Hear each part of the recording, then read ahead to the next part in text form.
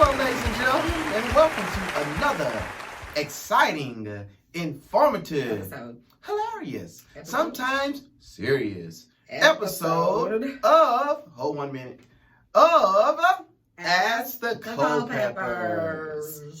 So, ladies and gentlemen. And we're the Culpeppers. Yes. And before we get into our question, we would be remiss if we did not give a shout out to our fabulous sponsors. Give it the beat. The Baby Shot Digital Global Parenting Magazine. Where you won't see this type of dancing. No. You'll only see that here, but you'll see lots of other helpful things. Right, you know, we get excited when we talk about the baby spot. So, like, again, that dancing is one-off, ladies and gentlemen. And that's just something that I love to do. It's kind of like, oh, that's my song. Yep, that's okay. the song. All right, let's go. All right, so let's dive into the question for today. Right. Dear Culpeppers, I have our family interrupt, and I don't know how to get out. My son is 9 years old, and about 4 years ago, we started collecting Pokemon cards. Every time we go shopping, it's all he wants to buy. We have spent hundreds of dollars supporting this, and it's getting more excessive. My husband and I can't keep supporting this expensive hobby. How do we explain this to our son without it being a big problem? This question is coming from Sarah in Florida, and we're calling this spend or not. That's the question. Sarah, I'm going to say this. Age is important. At 9, I think it's time to start talking about budgeting. For the longest time, when we took our kids to the store and they wanted to buy things, I would give them a dollar amount. I would say, okay, you can get whatever you want, but your budget is $5 a piece. Right. Your budget is $10 a piece. Whatever it is, like that's the budget, and they have to stick to it. Because here's the bottom line. We've got to start teaching our kids to spend responsibly, and there is no time like the present. Right. Some parents do chores, allowances. That's not something that we've always done. Sometimes we do a cash board. We'll put up different jobs that we need done around the house and different dollar amounts. We just clip it on there so that the kids, if we know they're wanting to earn money and do things like that, and we're kind of trying to think of a creative way to do it, we've done that before.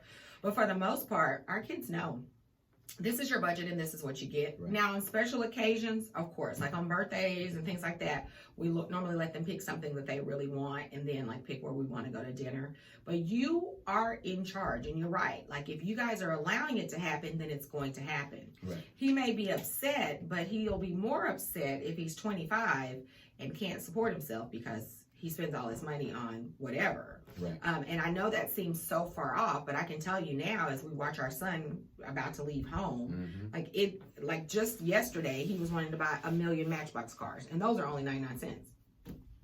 But he knew what his budget was when we went to the store, and he knew for that $5 he could get 4, and then he had to worry about tax. Right. And so I would encourage you, when you do go, if you still want to do that, to lower that dollar amount.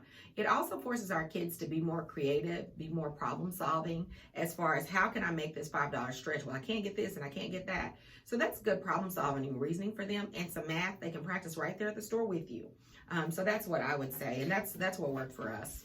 Yeah, and I would have to agree on your points there. You know, when he was 9 years old, you know, because a lot of these toys and a lot of these cars, they are meant to be addictive in a sense. And so they are meant to draw so that you can go out and buy more. And that happens to adults as well. But she's right. What we have to do is intervene, though, and let our kids, teach our kids about budgeting, and to teach them that they can't have this instant gratification all the time by getting what they want. Right. Because if they continue to get what they want now with no reserve or no consequences, then what does that do to them as they become adults and they get into the real world of life and they can't get something?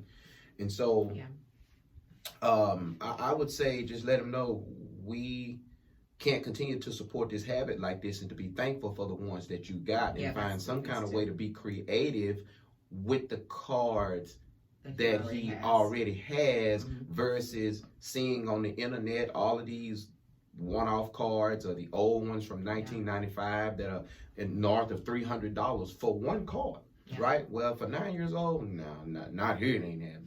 No, we're not going to be able to do that. But certainly have that conversation with him. And one other thing I'll remind you, because we got 3 kids, they ain't going to like everything you say.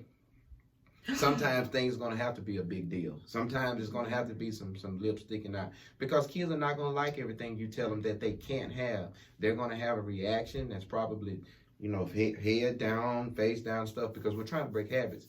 However, That's true. we have to set boundaries and just be okay with them not liking it. Yep. And let them learn to be okay with not getting something. And what does that feel like? What does it feel like to be told no? And I jokingly tell our friends that when Derek and I dated, and during the times when we were just friends and we had first started dating, he never told me no. Never. Like anything. And I didn't figure it out until the first time he said no to me. Like, I just thought we always agreed on everything. But the first time he said no, I was a bit traumatized. I really was. And so I tell him now, I'm like, you know, I don't like when you tell me no. Like, but it's his fault, because he spoiled me by saying yes for years, probably for 4 years. Everything I said, hey, let's do, he said, yeah, I was thinking that same, yes.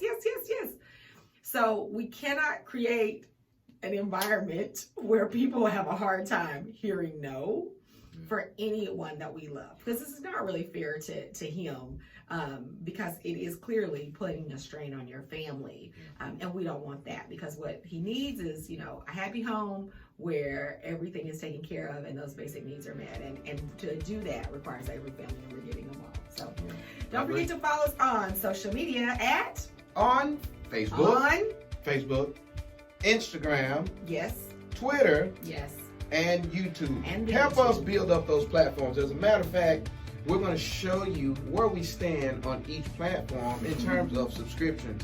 On the count of 3. we are. Yeah, ready? 1, 2, 3. See them? No. Look around.